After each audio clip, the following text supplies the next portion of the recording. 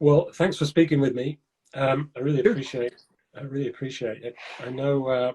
Maybe you could give us a little introduction to who you are. Who I am, yes. My name is Charles Hively. I live in New York City. I'm a former illustrator in the way back yonder days. Then I've been an art director, senior art director, associate creative director, ad agency owner, co-publisher to 3x3 magazine, and publisher and design director now of 3x3 magazine, Creative Quarterly, 3x3 Illustration Annual, 3x3 Directory, and webinars and portfolio reviews and lots of things for the illustration community. Yeah, it seems like you like to give a lot back. Hey, it's what we do. Yeah, if we like the field, I mean, and I've always loved the field. Even when I was, an art director, I was the best work that I was doing was basically working with illustrators. So I've always loved that field. Yeah, great. I mean, with all your wealth of experience, you've got plenty of things to share with the newer illustrators that are coming up now. Yeah, it's just my opinion, though. Sure. Based on years of experience. Well, asking for feedback on your work that's all it is, really. It's just asking for people's opinion. Exactly. But some people are more useful to give you feedback than others, and I'd say that you are one of the ones that can be trusted to give good feedback and honest feedback. Yes, so I've heard. Yeah, so a lot of people have heard. Yeah. Well, sometimes that goes over well, sometimes it doesn't. But no, I feel like, and when I was teaching at Parsons graphic design classes, I never held back. I mean, my professors never held back with me. If I was doing something that was stupid, they'd tell me. If I was doing something that could be a lot better, they'd tell me. Why would anybody want to just sit here and glorify the work if it's not deserving of glorification? So I've always taken that attitude. I even took that attitude as an advertising agency owner with clients. I basically told them what I felt like they needed to do, and I made a lot of them very, very successful. Yeah. Well, I mean, there's no use pussyfooting around it if something isn't working. People exactly. Know, right? Life's too short. Too short. So it was. I had Owen Davey chatting to me a few weeks back now, and he suggested that I get in touch with you to talk about. Well, I didn't know what we'd talk about, but I think feedback is what's on the menu tonight. Good. So we might as well start with a question from Owen for you, which is, do you try to remove your own subjectivity and tastes from your portfolio reviews, or just lean into them? If you do try to remove your own likes and dislikes, what do you focus on instead? Technical ability, knowledge of other successful illustrators? Yeah, it's interesting. I can remember the day that Owen Davies showed up at the studio in Brooklyn, and I reviewed his portfolio along with, I think, 15 or 18 other students from Falmouth. And it was more of a portfolio review. I looked at pages basically like that. And any art director, especially in the old days when you had portfolios and you carried them around, that's all you get. You don't get anything that's in depth. You'll get some overall comments. But basically the way I judge work is this: if I were going to hire somebody, I mean, would I hire you to do this work that you're doing, that you're showing me? What do I feel like that you could improve upon? And how could you make it a lot better? And how could you make it marketable? All of those things. So I approach it from an art director's perspective. I don't approach it from an illustrator perspective at all. I'm not going to help you learn how to do Cinema 4D or give you some Photoshop tips. But I am going to really analyze how I see your work, how I see your website, how I see your Instagram feed. That's what I do. Yeah. So yeah, it's all subjective, but it's my opinion based on years of experience. Yeah, absolutely. Yeah, and I, I've done quite a lot of portfolio reviews over the last few years. It's something I've been trying to improve on. But I don't have the same experience you do, and sometimes I find it quite difficult to know what to say. You know, it's very easy to make some constructive comments on a portfolio that you like and you can see a lot of potential in. How do you approach those portfolios where you think this needs a lot of work? Yeah, that's a very good question. And, you know, when we do the monthly portfolio reviews, it's a gamut. I mean, and from all over the world. I mean, you know, I have Chile one day, you know, Italy the next. I mean, it's not just the US. And so you do see a variety of work, and you see it all the way from people that are still in school to people who have been out for 10 or 15 or 20 years. So yeah, that's always a problem. But what I try to find is some inkling. And used to, when we had them in person, I would ask to see the sketchbook. They'd show me a bunch of work that they thought was marketable, and I'd look at the sketchbook and say, this is really wonderful. Why isn't that something that you pursue? But the way we do it now, it's all online. You send me 6 PDFs. I look at the site again, and I will find things, hopefully, on Instagram, or I find things in your site that I feel are worthy of exploring more. But a lot of times I will quite frankly say, you're not going to make it. You're a visual artist. There are a lot of openings for visual artists, but that does not make you an illustrator. To me, an illustrator is one who works for commissions from publishing, whether it's children's books, editorial, you name it, advertising. That's an illustrator. To me, everybody that graduates today, unless they've got published work in their portfolio, is a visual artist. That's it. And there's nothing wrong with that. I think, you know, the people that graduate from school, 9 out of 10 of them will always be artists. No matter what their age is, no matter what their occupation is, they will always be artists. But only one of those out of 10 will be a successful illustrator, from what I've learned in my experience. So I think that, yeah, you have to be pretty honest, and there's no point for them to continue on trying to send out emails and postcards and mailers and all of that stuff to art directors when I know for sure, based on, again, experience, that it's not going to happen. Now, on the flip side of that is they might be doing something that is totally radical that I've never seen before. And I'm going to go, you know, the market's going to be tough for you, but I would persist because I feel like there is a market here. So keep going. Yeah, those kind of artists don't come along very often, but nope. Yeah, they're it's worth pursuing for sure. Now, when I started up the live my live chat earlier, I was kind of fumbling around, trying to talk and also work out the technical things, and I was what I was getting to was if a new artist straight out of college or whatever is just working on their own at home in their studio, they could make a whole portfolio of work without showing it to anybody, and they might really like it, but if you're the only one that likes your work, you're never going to make any money. So from my point of view, I think it's really important to get as much feedback as you can, because I agree. And I think, you know, in the old days you could get it more readily. You know, you could make an appointment with an art director and go see him. You know, and now pretty much what happens is it's a drop-off situation, or, you know, you're sending mailers and hoping that the phone rings. But yeah, it's hard to get feedback. It really is. And I think being self-critical is really tough once you've left uni. But, you know, that's what you have to develop. And a lot of times what's interesting when we do the portfolio reviews, you know, I will say something and be critical and basically, you know, be very pointed about it. And they go, you know, I was thinking that, but I just didn't know. So I think sometimes it's an affirmation that, yeah, here's what's happening. Here's where you're at. Here's where you need to get to in order to be more successful. But yeah, I think that's always going to be the case.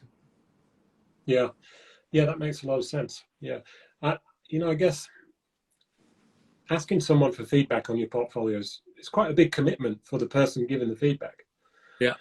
Not everybody has the time to do it. And also not everybody has developed that skill. You know, an art director, you might think that it would come naturally, but if they don't do any of it, you know, if they don't review portfolios often, then how do they know? How do you know that you're getting good feedback? Yeah, but they're, you know, by the very nature of their name, it's called art director. They know art, and they know good art from bad art. And what I found is a difference coming from Houston, Texas to New York City was, in Houston, Texas, you get it, right? This is awful. This is great. In New York City, I think they're afraid that you're going to come in with a gun and shoot them. You don't get very honest feedback here. You get nurturing feedback. Yeah, keep going. Yeah, keep sending me some stuff. You know, I'm interested, or nothing. You know, you get one of the two. But yeah, it's hard to get honest feedback, and especially from somebody that's younger, perhaps, and maybe not as experienced, hasn't got that many years under the belt, and they don't want to hurt somebody's feelings. That's what it is. But you know, when I would do critiques at Parsons, I would basically say, it's not about the person, it's about the work. Judge the work. Tell me what you like about it, what you don't like about it, and take the feelings out of it. And I think that is a good way to look at it. Yeah. Well, for an artist, developing that kind of thick skin is, you know, it can take a while, but you got to learn it. Very important, because you're in a world of rejection. You're like an actor going from you know, audition to audition to audition, failing 90% of the time, and then that 10%, all of a sudden you're in a lead movie or a hot TV program. I mean, I just read something in the New York Times Magazine about Harry Wickler. It's a wonderful story. You could probably find it online, but all the battles he had to go through in order, he had dyslexia. Imagine somebody with dyslexia trying to be an actor. It was just incredible and very heartwarming. Yeah, yeah. Well, let's jump into another question here.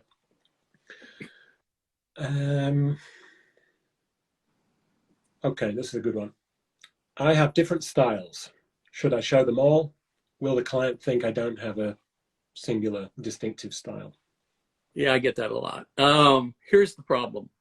There's only about 5 illustrators that I know in the entire world that can pull off multiple styles. And there's a couple of reasons for that. As an art director, it's so easy for me to sell photography. What I do is I comp up something. I find something on Google, or in the old days, I would just basically take a photograph of it in a nice lidded studio and all of that stuff, put it in an ad or an editorial piece or whatever I was working on, and show it to the client. They knew what they were going to get. Illustration is not like that.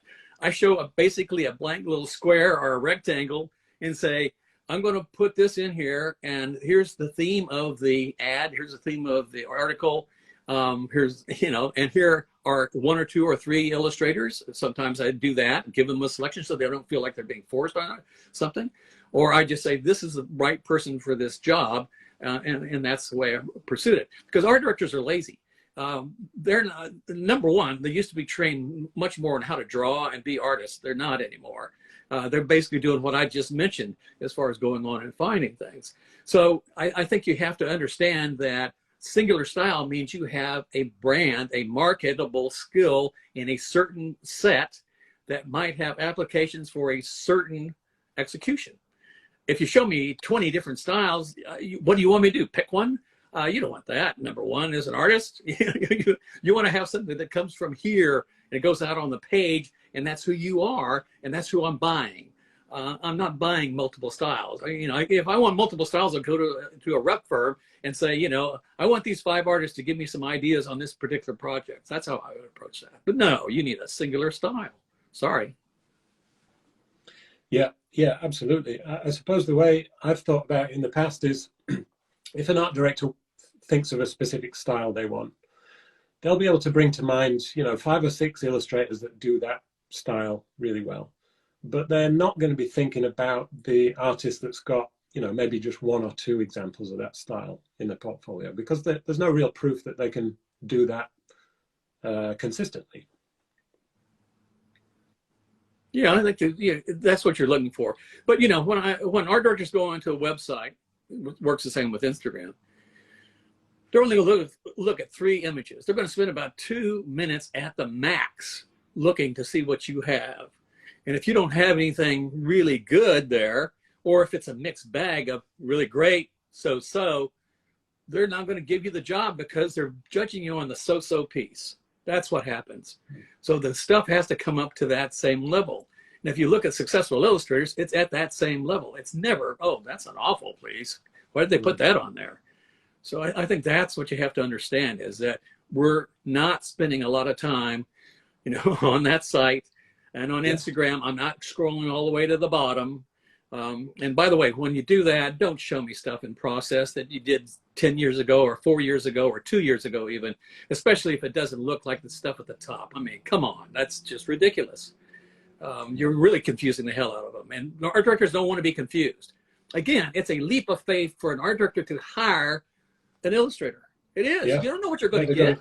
They're going to trust you to do the job, right? Exactly, exactly. I don't want to be blamed for a bad piece of art, and then I have to go back and have you do it again, or fire you and get somebody else. I mean, no. Again, what you also have to understand is art directors are super, super, super busy people. They have budgets to do. They have timelines to do. They have supervision. They have, concepts to develop. They have meetings to go to. An art director's day is full. It's not like something that we're just, let's casually look through here and see if we can find somebody. No, and especially in New York. I mean, New York art directors don't get to work until 10:30 and they leave at 3:30 because they have to go pick up the kids or they have a train to make. And we basically, in the old days, we take 2 hours for lunch. we go out and have fun. I mean, but we'd come back and work our balls off, to get the work done. So. And usually in New York, yes, you could work weekends. I never worked a weekend. I refused in my agency to ever work weekends. You need that time to recharge. Yeah. So I'm seeing a few questions going up the feed here, but I can't scroll back. But I just saw one that said, do you consider an Instagram profile as a portfolio, and would you critique it in the same way as you would a website? But you only have an Instagram portfolio? I don't think you're a professional. I'm seeing that more and more, especially from the generation that's just coming out. Here again, I'm not on there scrolling. The only time that I look at Instagram is on my subway ride home, and that's 30 minutes, and that's of a day. And I imagine I'm not alone in that. But we just don't have the time. I mean, I turn out about 800 pages or 900 pages of content every year with 2.5 people. I'd like to think 3 people, and maybe a freelancer every once in a while. But, I go into the office and I sit down and work. And I like it nice and quiet so I can get my work done. Yeah. And what you said earlier about the mismatch between the work at the bottom of a website and the top of the website and the process stuff, that's better suited to Instagram. In fact, I really like scrolling back through artists' Instagrams to see how they've progressed through the years. Yeah, well, you're alone in that, in my opinion, from an art director's point of view. We don't care. All we care about is what you're doing today and is if any good. I don't care how you got there. I don't care what medium you use. I mean, I've been fooled so many times about what the medium was because, I'm old school. I did gouache. I would do oils or acrylics. I'd look at a piece and I'd go, I want to buy that piece. And they go, Charles, it's all elements. And I put it together in Photoshop. We don't care. We really don't. We want to know what you have to offer for me. An illustrator solves visual problems. That's all I'm interested in. Don't care what it is. Fair enough. I suppose doing my job as an agent, I am maybe more interested in how someone's progressed and their trajectory. Yeah, I imagine you are. But if you're looking to hire someone, it's irrelevant, isn't it? I guess. Yeah, no, it is. It's the same thing in no resumes. Why would I need to see your resume? I mean, I don't care where you went to school necessarily, though. If you went to a really good school, that really helps. But that's not what I'm looking for. I'm looking for the work. That's what's wonderful about art and illustration in particular is that is your resume. What you have to offer me is what I'm buying or not buying. Yeah. And, I think there are people, I have to say that there probably are people that are very process minded. I went to a lecture once and the world's divided into 4 categories and process is one of those. And People that are really into process would probably appreciate that, but we don't have the time to scroll down to the bottom of that, number one. And number two, I'm trying to find somebody within a certain period of time. An editorial is very short. And advertising could be a lot longer, but again, it's not weeks, it's probably 5 days, and that's it. So yeah, I guess the difference there is looking at illustrations from a professional point of view when you need to hire someone, or looking at them for fun, leisure. Exactly. So let's see, got another question here. Okay, well, you mentioned that it's harder to get portfolio reviews these days. Are there any other places apart from yourself that you know that are giving portfolio reviews these days? Yeah, there's two others. Illustration department, which is more into the children's book area than it is broad. Okay. And then there's another illustrator, Neil Webb, who basically offers, I think I'm correct on that, who offers portfolio reviews. It's $125 for an hour. Neil Schwab, I think. Schwab, there you go. Thank you. Yeah. Yeah, I still got a little foggy brain from COVID, so. Yeah, no, that's okay. That's okay. Well, Owen Davey has been doing some recently through the last couple of years, and the Association of Illustrators in the UK, they do a lot too, which is good. But yeah, it's hard to find professionals that want to spend their time doing that. Well, yeah. Especially art directors. It's a different perspective too. If Owen's doing it, it's a different perspective. But speaking of AOI, just let me put it out there. I think everybody that's a young illustrator graduating from any university anywhere in the world should join AOI. I am just such a huge fan of that. I'm a member of the Society of Illustrators in New York, but we don't do a third of what AOI does. And I've always appreciated that. And I think that, they're really working to build the industry and to really welcome people into the industry. And school them and educate them on the things that they need to know that they didn't learn in school. So yeah, get a membership. Lots of benefits. There's a real reason I'm reviewing a podcast that was just done about editorial illustration with Corinne Myler and Andre DiCarlo. And I just listened to a little snippet. I was like, this is fabulous. But as a member, I couldn't get it. So I go, well, I'm reviewing it for my magazine. Can I listen to it? So I'll be doing that shortly. But yeah, no, I think they're a wonderful organization. I will second that. They really do fight the fight for illustrators' rights. Yep. A lot of it's behind the scenes, and you wouldn't necessarily know what's going on. But I've sat in on a few Zoom meetings over the last couple of years with different members of the AOI, and it's they're really doing a great job. Yeah. All right, so I've got a couple of questions here. How detailed should I expect client feedback to be? This is in a live project. I think it varies on the art director. I think if you're working with a really good art director, they'll give you honest feedback and explain to you why they're giving you that feedback. But I don't think I would ever take anything vague if I was an illustrator. I'd go, can you delve into that a little bit more? I'm kind of unclear about what you mean by that. All in a nice way. You're not being argumentative or, listen, I don't understand what the hell you just said. You're not doing that, but you're trying to, get a little bit more out of it. And let's say that you, at the end of that, you still didn't feel like you got the direction you wanted. Then let it set for a few minutes, maybe 30 minutes. And if you still don't know, email them, or if they called you, call them back. But that's your job to understand exactly what the problem is in order for you to know how to fix it. I was, interestingly enough, I was in Icon had a workshop on children's book. And once I went to that workshop, I swore I would never be a children's book illustrator, because you would face an editor that goes, I don't like purple. Why is the purple there? You got to change that to blue. I mean, it was just so dictatorial. But a good art director will basically not get down to the nitpicking things unless it's a brand color. The brand color is red, and why are you changing the brand color to purple? I mean, yeah, you might have that kind of discussion. But it's usually about, either the concept is not quite, I don't get it. And believe me, an art director knows exactly when they see the concept, if it is a concept. Two types of editorial illustrators are storytellers and concept people. But when I see a concept, I know it's a concept. It doesn't matter. You don't have to tell me even what the project was. I know what the concept is. And storytelling is a little bit different. You need the article or whatever beside it to help me understand it. But even then, I can kind of sense what maybe the theme or the idea behind it is.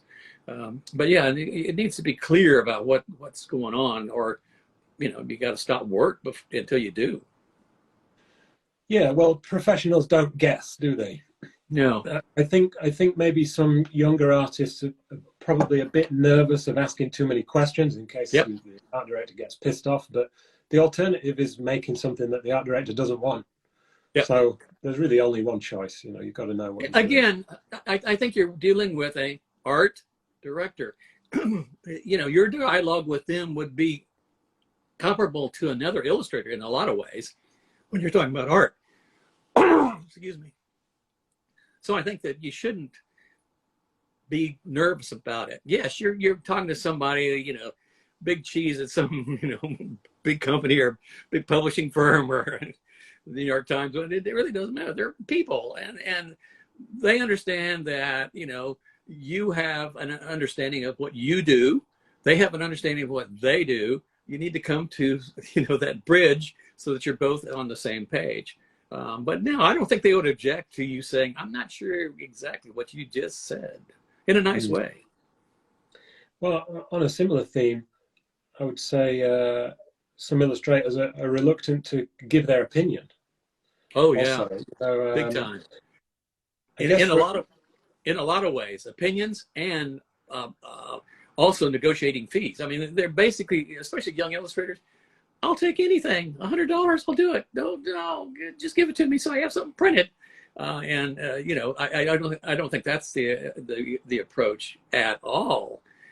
So I think you should have ammunition. And when I went on to make a presentation to a client, I had bullet points that I wanted to get across to them of why they should buy this. Number one, I dressed like a banker. I didn't dress like an art director or an artist.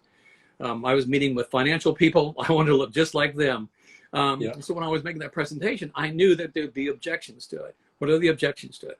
Okay, here's why this is the way I feel like it needs to be done. And that's what you would say to them. Not in a confrontational way, but just, when I was working on this project, it occurred to me that this, and this were happening. And I wanted to make sure that the reader, the viewer, or whoever understood that's what's happening. So I think you gotta have that backup and backbone to express what you feel is right about it. And again, you don't want to get in an argument. Getting in an argument is not going to help you at all. They'll basically shut you down and say, look, you either do it or don't do it. If you don't do it, we'll maybe pay you a kill fee or not. I mean, especially with a bad art director, you won't get a kill fee. They'll just say, I don't think this is working. Bye. So yeah, I think that's kind of the way you have to stand up for your work. But that's notorious when it comes to fees. I mean, nobody other than the successful illustrators, and people have been in the business a while, will say, the art director said, look, I got $500 for this. I need it tomorrow. And you, as an illustrator, will say, I'd love to do it. This looks like a wonderful project for me. Number one, it's short time frame. It's a little bit complicated. Do you think you could get up to $750 on this? And 9 times out of 10, especially if there's no set budget. In advertising, there is no set budget. But in editorial, there could be. Look, we only pay this much for a quarter page. I'm sorry, but maybe I can get you another couple of $100. That kind of thing. That's the kind of dialogue you want to have. You don't want to be, this is your livelihood.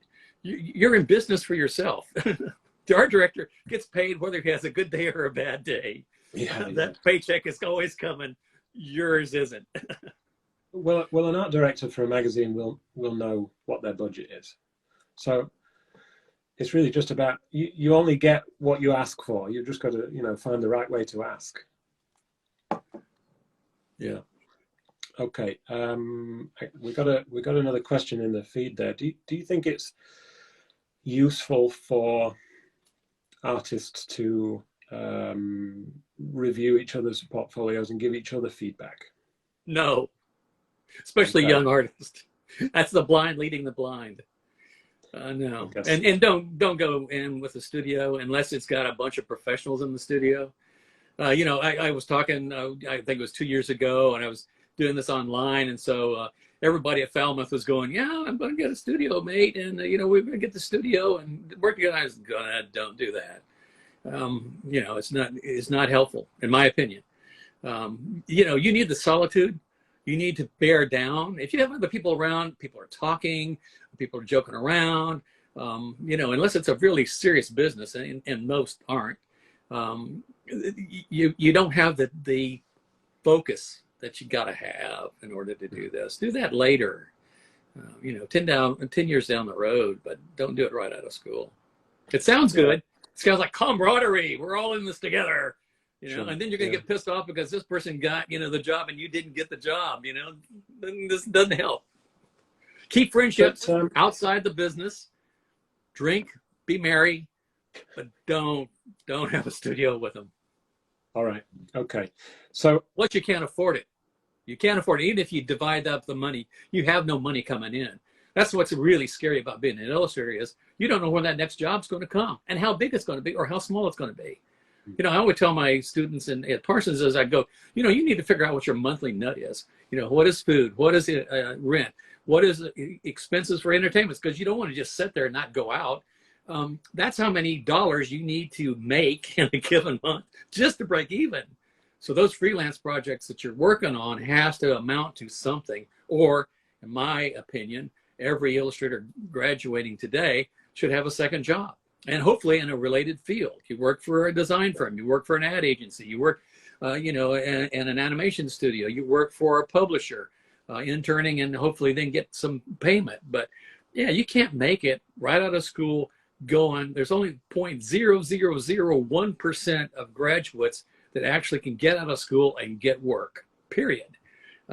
So you got to realize that that's not the field. I mean, as an art director, I never had to worry about that. I mean, I went out and got a job working for somebody else, and I got paid every 2 weeks. You're not in that. You're an entrepreneur. This is your business. So good luck. Yeah. Well, I just noticed that one of my old university lecturers is watching here, Chris. Hi, Chris. And hi, Chris. When I think back to who I was when I was at university, I thought I knew what I was doing, and I didn't really ask for any help or feedback from my teachers. And then by the time I realized that I did need help and feedback, I didn't have access to them anymore. Yeah.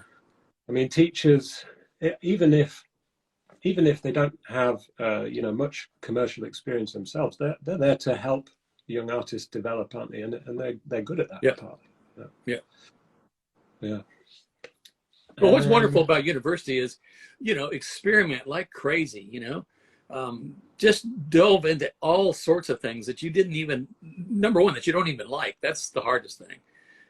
But the other thing that I always recommend for a young illustrator is read. READ. Don't just scroll. Read books. Read heavy duty books. Because when I read, this goes on. Visuals come to me as I'm reading that page. The writer is describing a situation, a scene, and I visualize it up here. Think how important that is for an artist. Yeah, absolutely. It's incredible to have that. And, as an art director developing concepts, oh, that's an interesting way, or a point of phrase that really kind of, strikes me as very interesting. I'll try to remember that. I'll write that down or something. So, yeah, it's tough. Well, that part of the imagination and the thinking of the concepts is, apart from the technical and creative skill, that's a whole nother thing that you need to develop, right?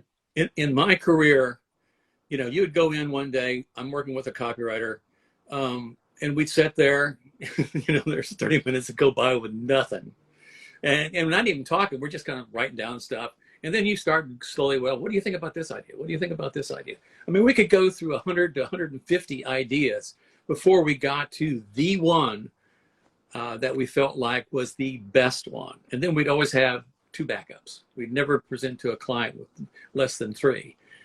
But that's a process, and that takes time to develop. And some people are very natural at that. And other people are only storytellers. And you got to know the difference. If you're a storyteller, don't try to do concept. If you're a concept, don't worry about trying to be a storyteller. I mean, that's the way the world, in my opinion, that's the way the world's divided. So that's okay. Yeah, that's interesting. Yeah.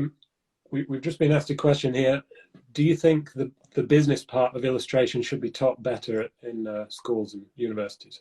Yeah, definitely. I mean, the only one that I know that does it in America is the Art Center School and Art Center Design out in Pasadena. And they do a very good job of it. But here again, what I love, in my visits, I've toured, I think it's 12 universities in the UK. And what I liked about the UK version of education for illustrators is it's called communication design. Again, how do you solve visual problems? Yeah. Let's take some twine and do something with it to solve a visual problem. I mean, that's nothing wrong with that. And in fact, I prefer that. But yeah, I think that's the issue. Yeah, fair enough. Okay, another question here. How do I deal with clients whose feedback is vague, but they continue to reject amendments? You basically walk away. It's no win for you, no win for them. Best to say, hey, look, I'm sorry. I think we've hit that point where we're not seeing this the same way. I appreciate the work that you're sending my way. I hope we can work together again. But I just don't want to waste any more of your time in trying to develop this, because it doesn't seem to be going anywhere. So please, I can make a couple of suggestions of people perhaps that you might want to talk to, or don't say that. But just leave it as the door is open. It's not like, screw you, I never want to work with you again. Make it more like, hey, look, it's just not working. I hope it works the next time. Yeah. Okay. But you got to be willing to walk away. And the same thing with budgets. If the budget is way too small, walk away. Yeah. The best piece of advice that I ever heard was from Henning Wagenbreath, who had a senior show. It was a great senior show. Everybody loved the work. The advice that was given to him is turn down every job for the next 3 months. And the way you do that is you go, hey, look, I'd really like to do this, but I've got these other commitments. Every time he'd say that for 3 months. And what art directors were starving for is just like, I need Henning. When's Henning going to be free for me? It worked. I mean, it worked great. I'm not saying that you have to do that, but I'm just saying that's a wonderful example of trying to build a reputation. You already got the work out, but you were out there going, hey, I'm too busy. And you want to always look like you're busy. And that's the same thing about a website. You want to be not having the same old crap that I see the last time, not crap, but the same old work that I saw the last time. You want to be refreshing it. So when you're sitting there and no work's coming in, you're doing personal work. And again, one of my advices to young illustrators is it's always text-based. Don't do these theme things unless, again, they're storyteller and that makes sense. But if you're just giving yourself assignments, I think that you need to, especially in editorial and in advertising as well, and book covers, you're going to read something and then you're going to give me an image that answers that problem. And then on your site, you're going to tell me what the problem was, what the headline of the article was, a brief little blurb about it. And that way, as an art director, then I can look at that and I can look at the image and I go, yes, or I can go, nah, doesn't work for me. That's what you got to do. And very, very, very few illustrators do that. That's interesting. So you like to see a bit of explanation on a website with each project? Exactly. So I know what's going on. You don't want me to be subjective. Here's a good example. I can absolutely hate a piece of work, but if it solves a visual problem, I will buy it because it solved the problem. That's all I care about. I don't care anything other than that. It solved a problem. Because that's my job. My job is to solve problems. You're here to help me solve the problem. Yeah, yeah. But do you think by having the explanation there, well, can you see if it solves the problem or not without reading the explanation? Does the image speak for itself? Isn't that preferable? No, because then it's style. Style Okay. is not what I'm buying. I'm buying your style, but it has to solve a problem. Because if it doesn't solve a problem, it doesn't meet my need. Yeah. But again, there are, illustrators out there that do that. And, the other thing that you don't do, which I'm seeing a little bit more of these days, is you never credit the art director. If it's a published piece, you never credit the art director. Well, that always helps because that's third-party endorsement. There's a lot of stuff of a website about the about page and all of that stuff that I could go into, but there are so many things that are done so poorly and wrong that really negates your possibility of getting work, in my opinion. Well, rather than teasing people with that, maybe we could spend a few minutes talking about some of your pros and likes and dislikes on a portfolio website. I think that number one, what I'd see more than anything else is portfolio, and then I might see about, and then I might see, contact. Mm-hmm. Portfolio is too broad. When I look at stuff, I basically, again, after my monthly portfolio reviews, you get a write-up, and I basically say, okay, well, here are the categories I think, after looking at your work, that you need to divide it into, so an art director doesn't spend all of this time looking at desperate images that have no relation to what their job is. So if it's editorial, it's got an editorial block. If it's books, it's got a book block. That's the way you present your work. On your about page, you never tell them when you graduated. I want you to look like you just have been in the business at least 5 years, and you got a stable of clients. And that's why that text-based stuff works so well, because there are designers out there that basically do just this. They comp up books covers that are existing, or not their favorite ones, but something that's out there in the public. And that's the way I can say, okay, well, that's an interesting approach to this book of Isaac Asimov, or whoever it is. That way I can know what I'm getting. That's the help there. So never tell them that. Don't tell them the medium and, this is digital, this is gouache, this is acrylic. I mean, I don't care, and nobody should care. It's the example of the work that I'm buying. Again, I don't care how you got there, and any of that. So don't do that. If you have clients, list them. The more clients you list them in a long list like this, so I have to scroll, because that impresses me. If you win awards, don't just put, I got something in the Communication Arts magazine, I got it in 42, 44, 46, 47. You're building your reputation. That helps, because then it says somebody else liked your work enough. That's what's important about shows and entering shows, because it gives you other people that says nice things about your work. And you've got a nice people that are around you, so that you're in that whole aura of respectability. You've proved yourself, in other words. Because again, it's hard for an art director to sell that a lot of times, especially in advertising. Yeah, it makes sense. I often find that websites, some artists kind of hide images behind thumbnails on their websites, or maybe they'll have an entrance page that you've got to click through. And I just think what you were saying earlier about art directors just spending, maybe even a few seconds on a portfolio, the more actions they've got to take to see the work, the less likely they are to stick around. Would you agree with that? Yes, I do. And the other part of that is, and I heard this from other art directors, is there are sites that I have to do a screenshot to save an image. You want me to be able to do control click, save, so I can drop it into my folder so that I have it. And the other thing is, copyright your friggin' site. I can't tell you how many sites are never copyrighted. And some sites are copyrighted for 2020, when it's 2022. You always update your copyright. No business in America doesn't do that. So don't you do it. And it doesn't protect you necessarily from somebody stealing something, but you have rights after that. If you don't put that copyright on, you have zero rights. People can steal. So don't do that. I mean, but that's basic, business sense. Yeah, yeah, absolutely. Well, since you mentioned copyright, I think it works a little different in the US. You have to register your works for them to be protected, right? What rights do you have if you don't register your work? If you put just copyright on there? If I do a Yeah. Circle C copyright 2022? Is that what you're asking? Yeah, well, in the UK,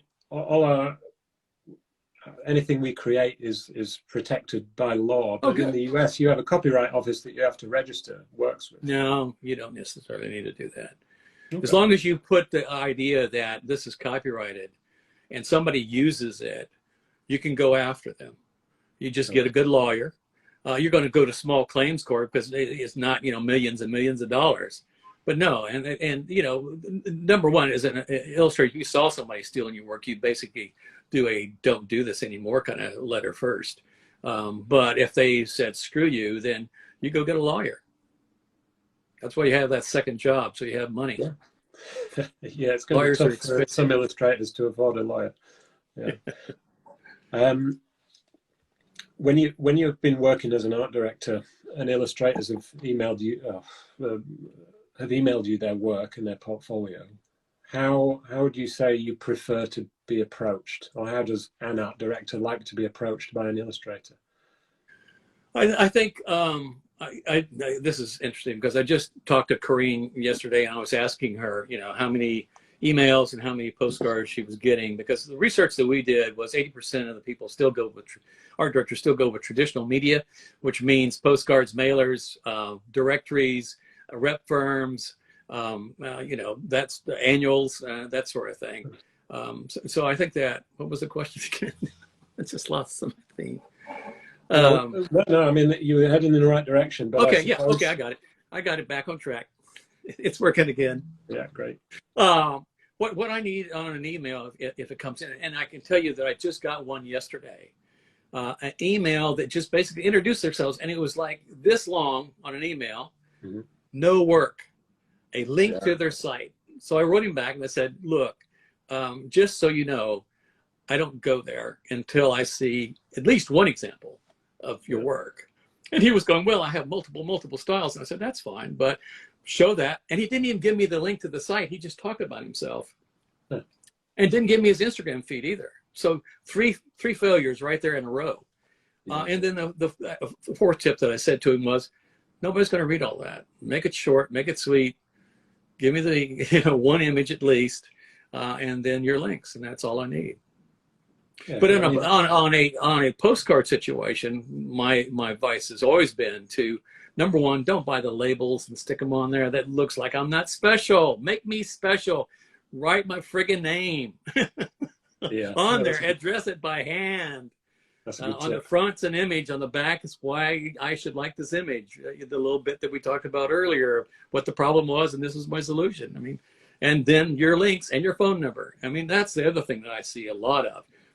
Editorial is so quick. I don't want to risk you just give me your email or message you on Instagram. I'm going to take that risk. I need a phone number. I need to call you. It's an important job. It's a fast turn job. But people are really reluctant to put their phone numbers on there. Yeah, I mean, I can understand why to an extent, but also I guess younger illustrators are a bit more reluctant to use the phone sometimes as well, aren't they? Yeah. Well, what I found was a difference. It was really funny because when I moved from Texas, that's what I did. I did emails. I didn't want to bother anybody. I did that. I basically typed them and waited for the response. In New York, what I found is you pick up the phone.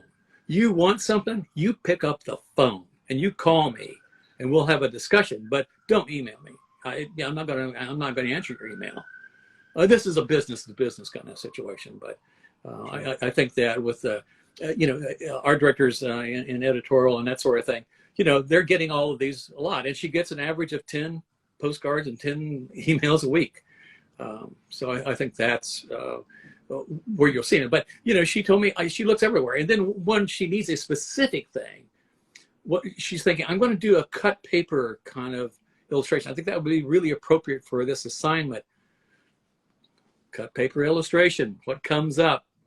And that's how she's going about selecting it. But you look everywhere, and in any marketing situation, coming from a marketing background, you want to be everywhere. You want to be on Behance, you want to be on the iSpot, you want to be on your Instagram feed, and make sure that your Instagram feed is business only, and then you have a second one that's personal only. Don't mix the two, because I don't need to see that you're a cat. I don't care how much you love it. I love cats. I don't need to see that unless you draw cats. Then that's fine. Yeah, it's irrelevant, isn't it? Yeah. That holiday photos, pictures of food. Yeah. Unless you're a food illustrator, don't do it. Yeah, of course. Yeah.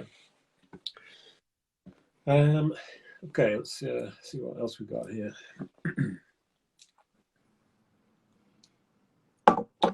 Okay, this is not a direct question, but if you are hiring an illustrator, maybe you wanted some food illustrations.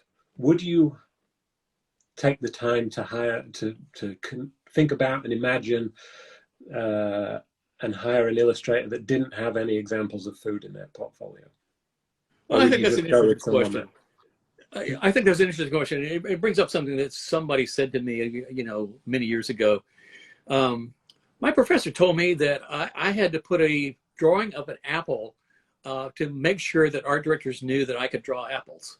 And my answer to that is, if I know what your style is and you have a singular style, it's like if I look at Van Gogh and if I look at Cezanne, I know that apple over here is going to look different than this apple over here.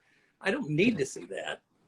Now, if you've never done food illustration before, that could be a little bit of an issue. But if there's enough that I can say, yeah, and again, it depends on how complex it is. It depends on what the assignment is. I mean, a lot of factors that go into that.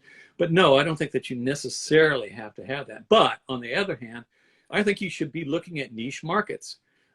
Because I think it's like my advice is always passion number one, art. What's your second passion? Okay, you have a second passion of food. You love food. You're a foodie. That's your book. You match the two. If you love cars and you love antique cars, that's your match. That's what you offer me because you do it well. What I see a lot of times is, and especially this happens on the iSpot, where you can actually go in and say, yeah, I want this, I want autos. Well, you can tell they don't do autos every day. And the same thing goes for any of those categories. Their specialty is this, and they do it very well. They could be doing landscapes, and they do it like nobody else, only like 3 other people in the world do, something like that. But yeah, I think that's what you're looking for. Yeah. Okay. Do you think a university degree is important for an illustrator? That's a question we've just got in. Yeah, I think that's interesting. I think, again, what's wonderful about university is that you get to explore and you get to be around fellow artists. What I always found in my art school, I was a studio art major.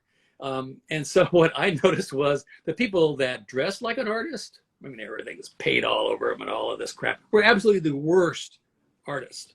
The people who looked just casual, had their little Dockers on and their polo shirts or whatever, and had an apron that went on top of that so they didn't get their clothes messed up, they were absolutely the best. I mean, so I think that university provides education, it provides critiques, it does all of that. I think the criminal thing today, I'm sorry, and I'm going to say this, the criminal thing today is it costs way in America, way too much. There's no way that you're going to graduate in a 4-year university with a $200,000 American dollar debt and be able to work your way out of that. The average illustrator in America makes $46,000 a year.